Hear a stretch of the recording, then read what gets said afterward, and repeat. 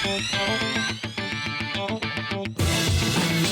what you've seen in the last couple of weeks, if this is an audition for managing a complex organization like the United States, Kamala Harris has passed the audition flawlessly. This has been, in many ways, a perfect campaign. The last week has been a very good close for Kamala Harris, not a good close for Donald Trump. He hasn't been able to fill the rallies. He's addled. He has racist comedians opening. Whatever. It's been a trashy week for Donald Trump. It's been a very strong week for Kamala Harris. Let's be blunt. I think when you watched what Donald Trump did in 2020, what Democrats were fantasizing about was a landslide victory. It is fairly shocking. And I don't think it's something that should make us super proud. I mean, this really was an historic, flawlessly run campaign. Queen Latifah never endorses anyone. She came out and endorsed. She had every prominent celebrity voice. She had the Swifties. There, look what happened. Is this crazy? Boy, it's going to be a real tough speech for her. All right, friends, welcome back. The mainstream media is in absolute shambles. The talking heads are spiraling out of control, and we hear, and I absolutely love it, the lies have finally caught up to them all. And all it took was an election of Donald Trump where literally every one of their talking points was proven to be massively false. MSNBC, we just did it because at this point, MSNBC, they have to be the biggest clowns in the clown show. They've lied about Trump for years and spent the weeks leading up to the election spreading toxic lies about our now president-elect. But watching them decompose as we just did during their election night coverage was quite possibly the highlight of my year. And so let's get to rapid reactions. A lot of stuff happening, folks.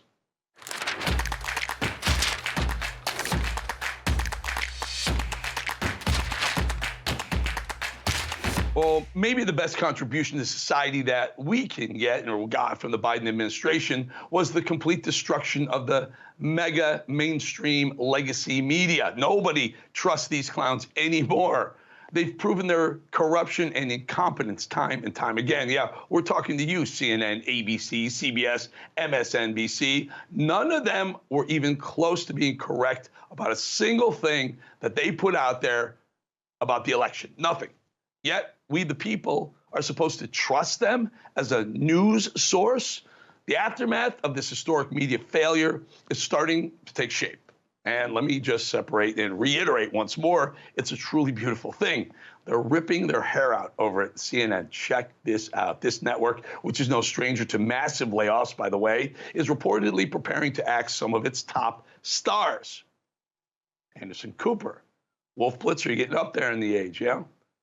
Not to mention the hundreds of jobs that this will cost regularly working class Americans. That part sucks. But this isn't anything new from the communist news network, CNN. Remember the CNN Plus debacle? Remember this quote? CNN, the streaming news service, was hyped as one of the most significant developments in the history of CNN. Well, they were going to shut down their doors on April 30th, just 1 month after it launched, after losing hundreds of millions of dollars in a month. Take it straight from them. The streaming service that was hyped as one of the most significant developments in the history of CNN. Folks, it lasted a month. Do you know how many men and women had to go home and tell their families that they were now unemployed because of CNN after a month? Hundreds. CNN, which one insider estimated the network spent $300 million launching and between $100 and $200 million advertising, will cease streaming for good at the end of the month. Let's not forget, this wasn't some half-assed side project. These lunatics sank like $500 million into that sideshow, that shit show, only for it to completely implode. Interestingly enough, as you've heard me say dozens and dozens of times on here, over at Newsmax, over at Fox, the future of media isn't in legacy media. It's right here in the digital world. So why did CNN Plus fail so badly? Well, it actually was very simple. The ratings have been tanking for years, CNN, the parent. If nobody wanted to watch them on cable, why would they think anyone would want to watch them on streaming? Enough about CNN. Their downfall will only worsen as truth seekers continue to migrate away from fake news media sites. Speaking of which, MSNBC absolutely smoked right now. The network is led by some of the most unlikable people in television. That's not an exaggeration either. It really is So easy to absolutely despise Morning Joe, crybaby Rachel Maddow.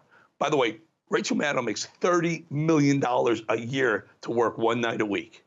One night a week, $30 million a year. Fake journalist Mika Brzezinski, toxic, ignorant Joy Reid, joyless Joy Reid. I actually like Joy Reid. I think she's nuts. She's a lunatic. She doesn't know what she's talking about, but I got to laugh at her sometimes, and I don't know why. She just is entertaining to me. And, of course, the one I really dislike the most, Nicole Wallace. Nicole Wallace used to work for George Bush, which may explain some of the reasons she works for CNN now. Bushies are rhinos, which is very close to liberals right now. But Nicole Wallace, I don't know, kind of calls herself a Republican and just spews hate on everything Trump does, and hate on everything conservatives like me and Tucker and Megyn and O'Reilly are doing. All of those morons blatantly lied right to our faces, night and night again for weeks about the state of the election. In fact, forget about us over here on the right. They lied, more importantly, to their brainwashed, completely cable news dependent, liberal, left, soy boys, purple-haired women audience. Those latte drinking losers totally thought they had this election in the bag before it even started. And boy, were they shocked to learn that their journalistic heroes have royally screwed them yet again. I guess it's not surprising to learn that Comcast, the parent company responsible for the garbage at MSDNC, was considering some changes as viewership continues to get smoked. I understand people are moving to digital, but other networks have maintained their ratings. Fox has, for example. Maybe try telling the truth every once in a while, MSNBC. See where it gets you.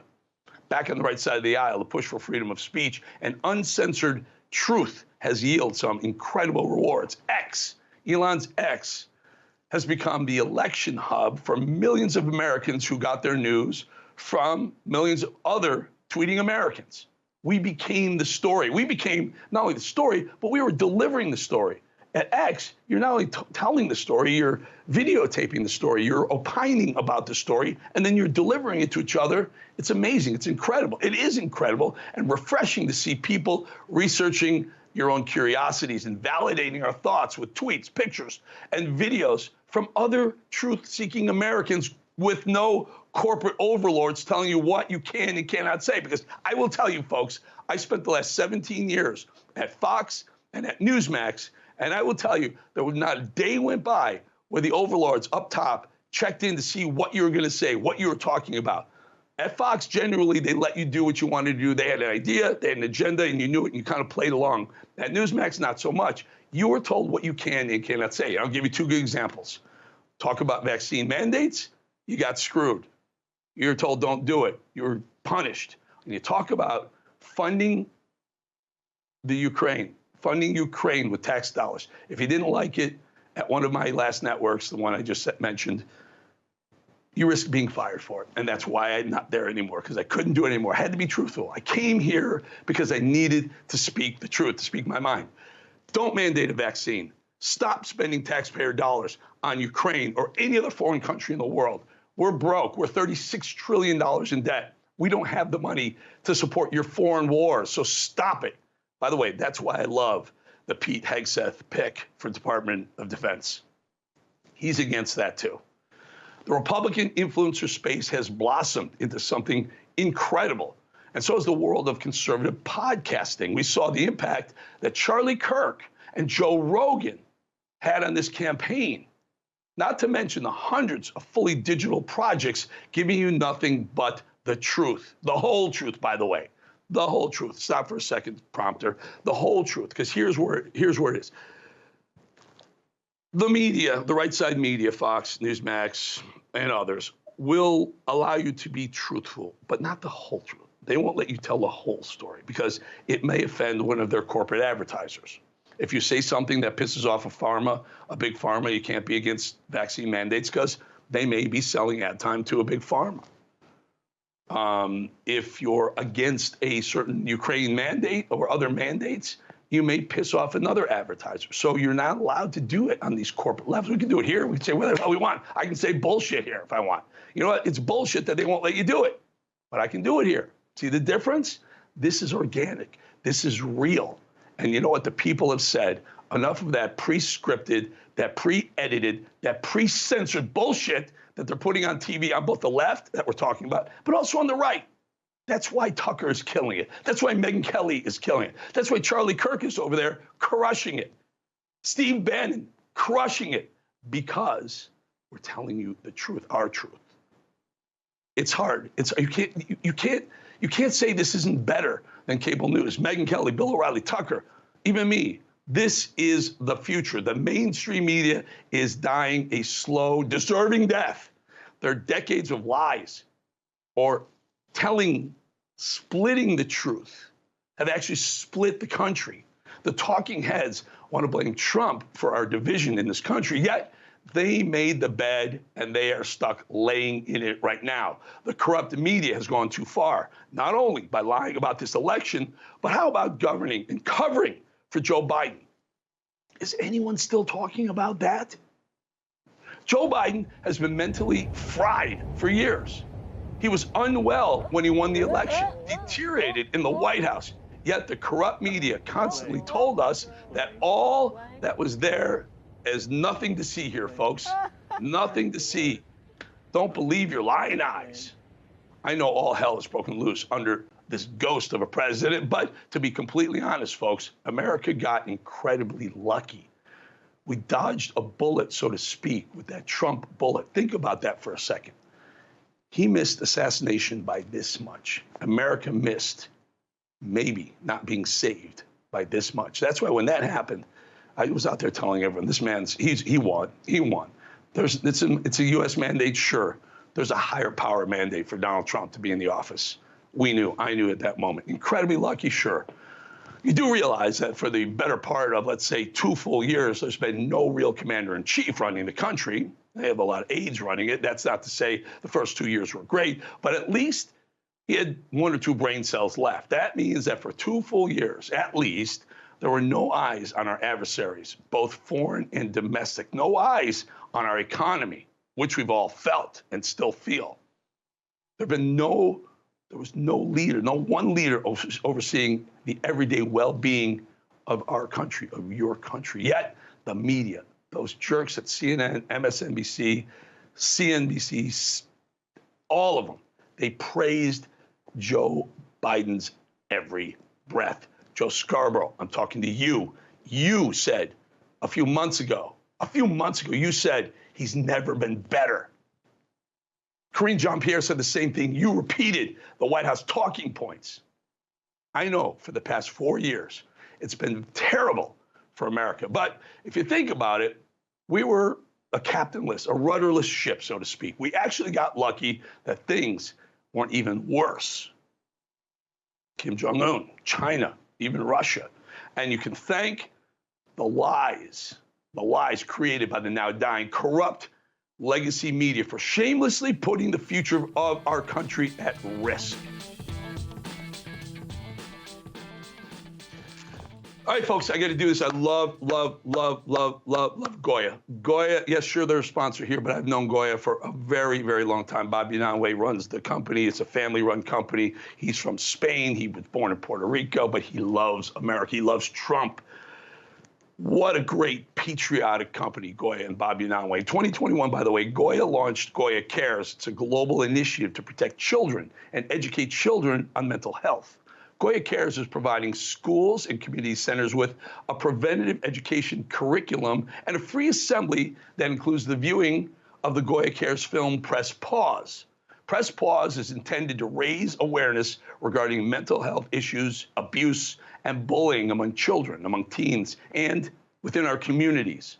Press Pause is an educational film following 15-year-old Sofia Rodriguez as she navigates adolescence, self-doubt, an abusive relationship amid her parents' turbulent divorce, set within the cultural context of her Hispanic family.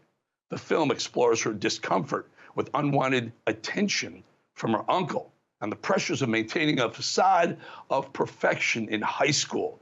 It introduces Press Pause campaign promoting kindness and advocacy, highlighted by Sophia leaving a note saying, "You matter. for a bullied peer. The film encourages open family communication about mental health and culminates in Sophia's transformative realization of her right to seek help. Through the power of empathy and small acts of kindness, Press Pause displays the importance of being proactive in supporting one's community and underscores the critical importance of self-advocacy. Listen, folks, go out there, support Goya. Great, great, great, great people.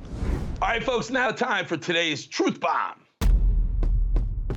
All right, check it out. Did you hear what Whoopi just said? Whoopi just said, well, I guess she said she's only doing The View because she has to because of the money. One of the least intelligent people on television just said she's having money problems and only stays on The View because, well, it pays the bills. Bullshit.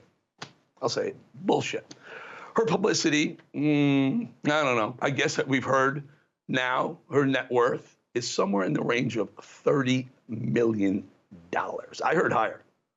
Celebrity net worth has her at $60 million. But so Whoopi's telling her audience that she's having problems paying the bills. She isn't having trouble at the grocery store. Don't fall for that BS. Whoopi is filthy rich. Take a look at the salaries of the ladies of The View, the other ladies of The View. Joy Behar, $7 million a year. Whoopi Goldberg having trouble buying groceries at $8 million a year. Sunny Hostin, $1.6 million. Sarah Haynes, $1.5 million. Anna Navarro, $250K, way overpaid. Alyssa Farah, $250K, lying about her days at Trump, way overpaid. All that money for the worst show on television, folks. Whoopi, this is a truth bomb. We're calling bullshit on your comment that you're having trouble paying the bills with your $8 million a year salary. Boom.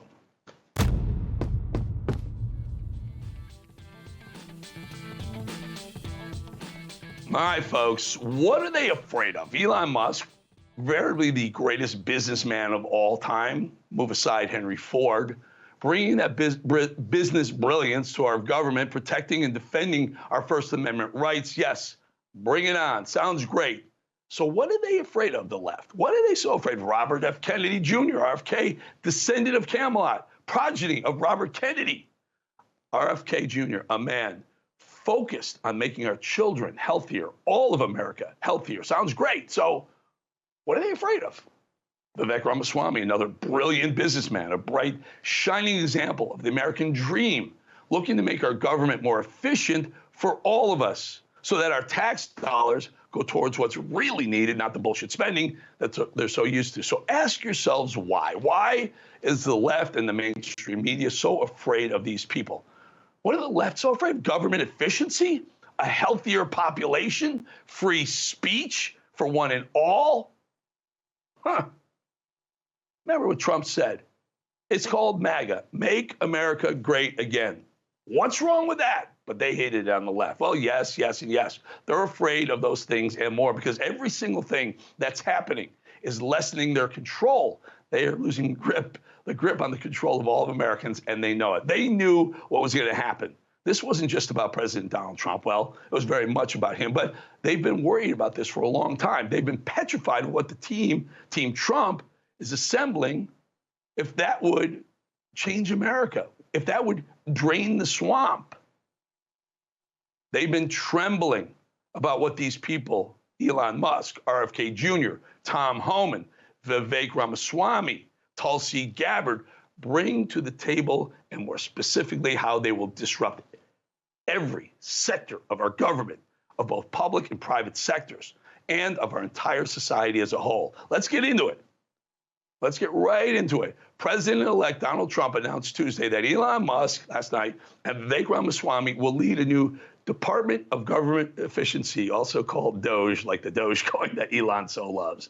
And state media is having a collective meltdown. First, let's just get into why this is so necessary. Just a few examples presented here by Oklahoma Senator James Langford, so we see some of the examples of the kind of government fat we're paying for. Last year, the State Department did a grant to Ecuador to host 12 drag shows in Ecuador with American tax dollars. Now, may have different opinions in this room on drag shows. I'm just asking the simple question, is the best use of American tax dollars to actually fund drag shows in Ecuador. Well, that's just a tiny part of a big report about how much taxpayer money was wasted on a ridiculous agenda that benefits exactly zero Americans. Senator Langford also mentioned more interesting things you and I are paying for, like $30,000 to study the secret language of butchers in Paris, $750,000 for the New York Metropolitan Opera fire alarm, $350,000. By the way, New York Metropolitan Opera, how does a guy in Kansas pay his taxes so that the federal government can spend $750,000 for a fire alarm in an opera where only rich people are going to go see in New York? Make any sense to you? Not to me. $350,000 to develop an AI smart toilet. Flush the damn thing. And my favorite, $660,000 to study the impact that COVID had on Russian women.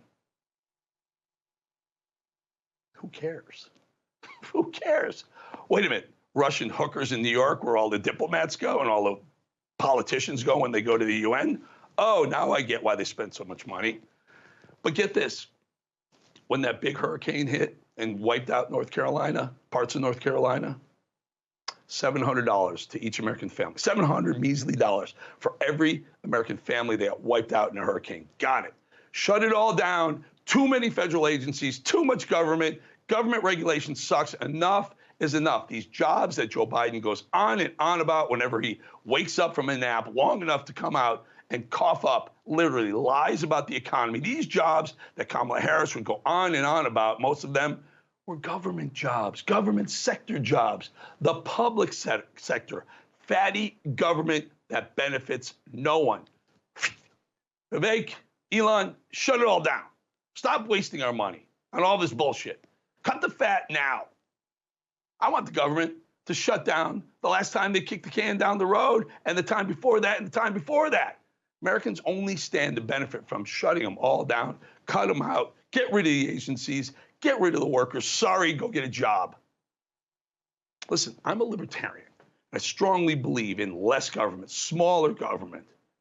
What is one of the greatest lines President Ronald Reagan ever uttered? 9 most terrifying words in the English language are, I'm from the government and I'm here to help. So what are they afraid of? What is the left, what is the mainstream media afraid of? More of the public becoming private. Think about that. They're afraid of more of the public, government-supported, moving to the private sector, where it should be. They're afraid of less regulation. They're afraid of less control. Whenever a Democrat disagrees with anything, it's because they're losing control over it, plain and simple. The Government Accountability Office estimates the government wastes $247 billion in taxpayer money each year. That's $250 billion each year they waste. That's from them. That's what they're telling you about. You imagine what it really is? The Department of Treasury reported $24.5 billion in unreconciled transactions, meaning it spent about $25 billion on unknown items. $25 billion. No one knows where they went, where the money went. $25 billion. Are you kidding me? $33 million were spent on $33 million on transgender monkey research. The hell do we need to know about transgender monkeys? The NIH spent part of a $2.7 million grant to study Russian cats walking on a treadmill. They're eating the dogs, they're eating the cats.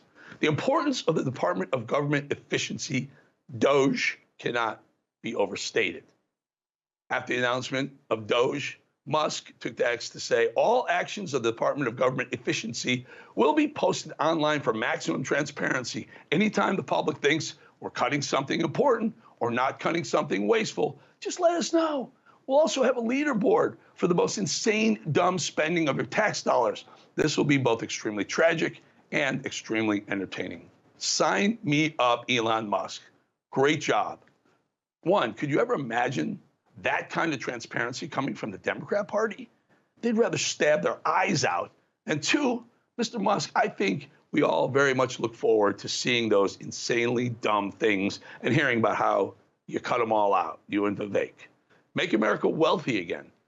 On that, we can all agree. Trump also announced on Fox News that a friend of mine, host Pete Hegseth, will serve as the next Secretary of Defense.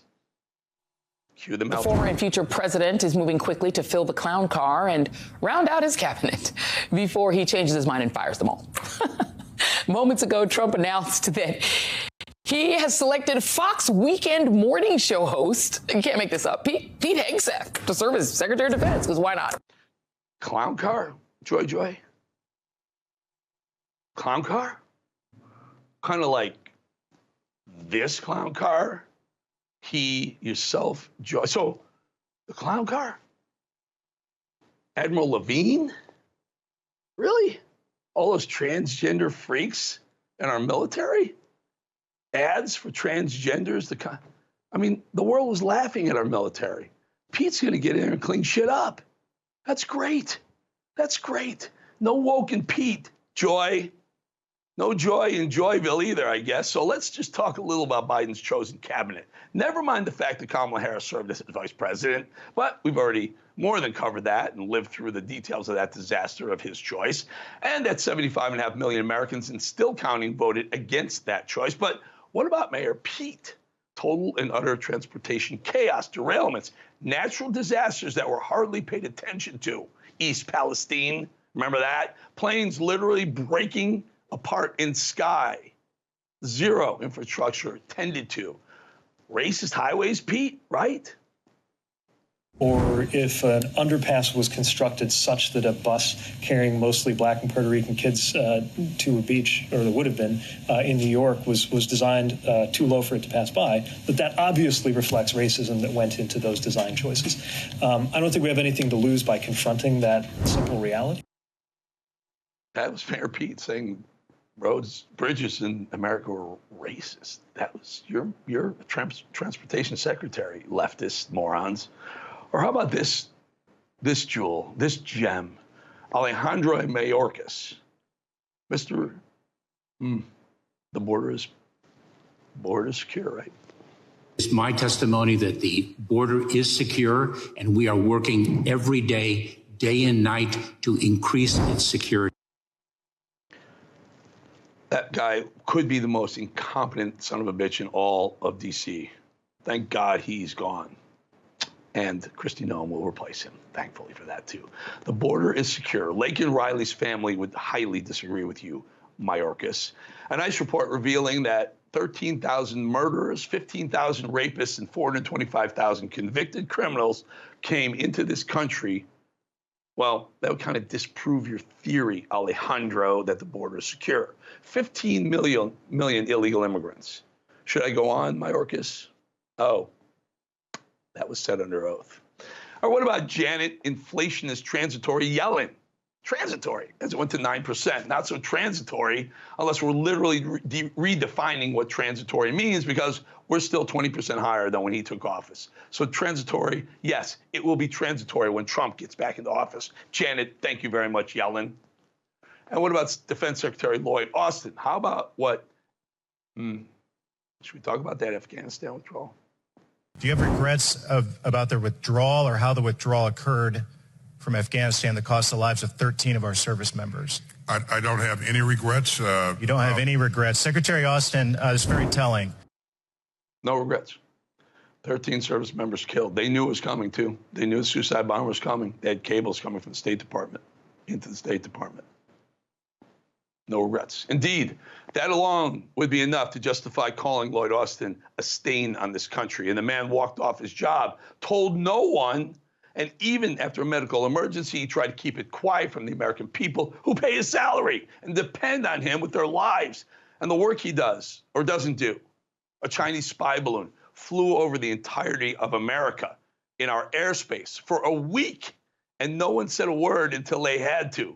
Lloyd Austin purged our military with draconian vaccine mandates and transgender and DEI insanity. Hamas, Hezbollah, Iran launched attacks on one of our greatest allies. Or how about Merrick Garland, who finished the job of eroding Americans' trust in our 3- and 4-letter agencies, and obviously completely weaponized politicized DOJ and FBI coming after Americans simply for defending their children in schools, protecting the Biden family despite known corruption, but raiding a former, now future president's home for the world to see. Merrick Garland, that's on you, my friend. So calm down, joyless Reed. Except you can't, can you? You're worried because Pete Hegseth doesn't kowtow on the issue of our military preparedness, particularly against a growing military beast like China. China's building an army specifically dedicated to defeating the United States of America. That is their strategic outset. Take hypersonic missiles. So if our whole power projection platform is aircraft carriers and the ability to project power that way strategically around the globe, and yeah, we have a nuclear triad and all of that, but a big part of it. And if 15 hypersonic missiles can take out our 10 aircraft carriers in the first 20 minutes of a conflict, what does that look like? Yeah. I mean, and if they've already got us by the balls economically, which you pointed out very well, with our grid, culturally, there's plenty of elite capture going on around the globe. I mean, and then microchips and everything. Why do they want Taiwan? They want to corner the market completely on the technological future. We can't even drive our cars without the stuff we need out of China these days. I mean, they have a full spectrum, long-term view of not just regional but global domination. I don't know about you. That sounds a lot better than Lloyd Austin saying there's nothing wrong with the Afghan pullout when we lost 13 beautiful young men and women. This is the reality that the left just doesn't want to talk about. You've got insider trading Pelosi about how much she reveres China, though. Listen. When I was a little girl, I was told at the beach if I dug a hole deep enough, we would reach China. So we've always felt a connection there. Sorry, Nance, you can't reach China if you dig a hole in the beach, but somehow you amassed $300 million trading. Interesting. Can we please term limit her out already? Seriously, enough is enough. This is the former Speaker of the House, and she's talking about digging a hole in the sand at the beach all the way to China. Let's move on to one Gavin, what's Trump call him? Gavin Newscom, who's, of course, being praised by the left as the king of the mighty rebellion against MAGA, the future of the Democrat Party, right? Imagine that, a guy who plunged his state from a $100 billion surplus to nearly a $50 billion deficit. See what that is? I mean, how do you F it up so badly, Newscom? California should be studied as an example of what not to do when you run one of the most lucrative states, not only in the country, but in the world, right into the ground. And this is the future of their party, huh? That must be why Newscom lined the streets of San Francisco with Chinese flags for Xi Jinping's arrival. Chinese flags on American soil. I'm sorry, but we don't talk about that moment enough. This guy cleared the streets of homeless people and drug users and cleaned the streets for the first time in years just for Xi Jinping's arrival. Daddy came home, so to speak. So Gavin cleaned it up for him, but never once for the American taxpayers, the people of San Francisco. They've had to live with that day in and day out. Democrats in China, a romance for the ages. So you can see why the appointment of someone who recognizes the potential threat that China poses, that we should be stronger and better prepared, would not exactly bring joy to Joy Reid or joy or happiness to the Democrat Party. Weakness begets war. Weakness begets war. And America has shown little to no strength for a very demanding and damaging 4 years. We're lucky we haven't been sucked into a war with that weak son of a bitch in the office.